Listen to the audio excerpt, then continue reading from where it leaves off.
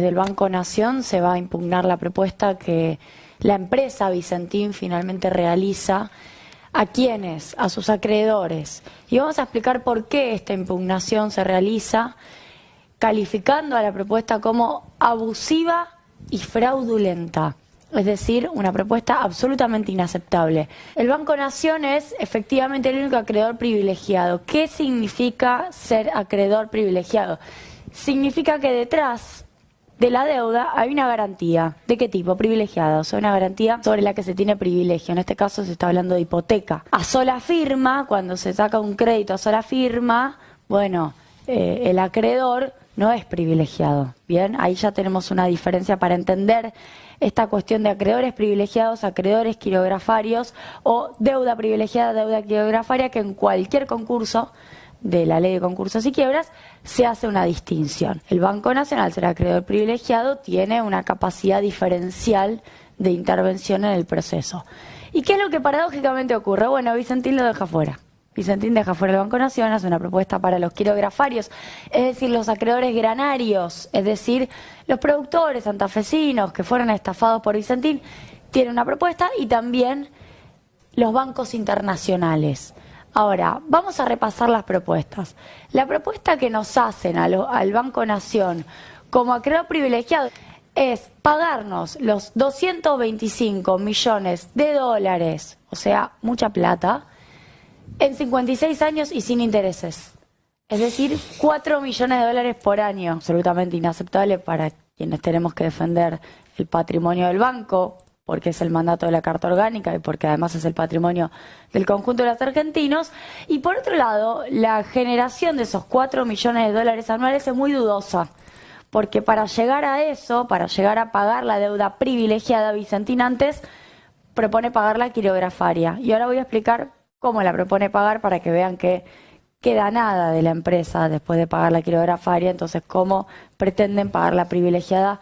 Es una gran pregunta. La quirografaria, es decir, la deuda para la mayoría de los acreedores, que es en total son 1.300 millones de dólares. El Banco Nación ahí tiene una partecita muy chiquitita, que son 72 millones de dólares, y nos quieren hacer una quita del 80% y pagarnos en 12 años y sin intereses.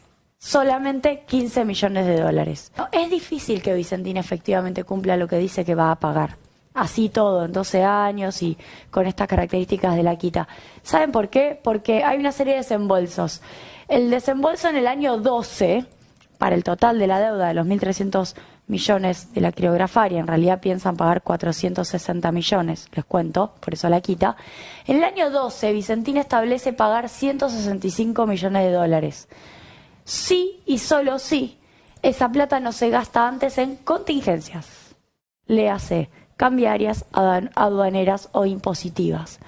Entonces es dudoso esto que está proponiendo hacer. Es importante decirlo porque de otra manera no queda claro cómo es que Vicentín va a poder pagar. Es una propuesta que viola el principio de universalidad, es decir, tratar al conjunto del patrimonio de una manera equitativa, porque se hace una división arbitraria de dos bloques en el patrimonio. Se habla del sur, que tiene alto valor productivo, que se lo quedarían los interesados estratégicos, que son 3 empresas privadas muy interesadas en Vicentín, y el norte, que lo consideran de bajo valor para el resto de los acreedores.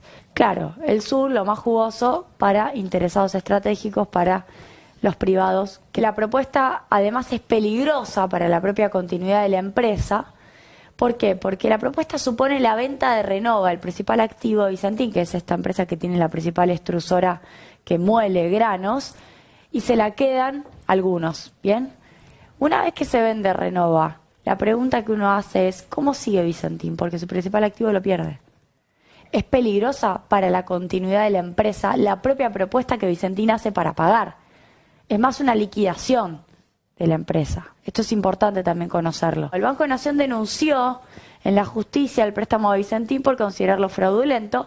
La Corte Suprema de la provincia de Santa Fe observó la propuesta presentada, hizo señalamientos, dijo que había que tener un trato igualitario para el conjunto de los acreedores. No se podía hacer lo que se está haciendo. Así todo, Vicentín no presentó una nueva propuesta. no lo hizo. La propuesta de los 56 años es inaceptable.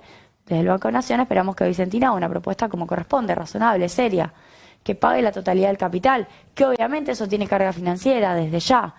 No hay una nueva propuesta y queda a la espera que el juez Lorenzini de Reconquista decida si homologa o no homologa este acuerdo que es, bueno, inaceptable, abusivo y fraudulento.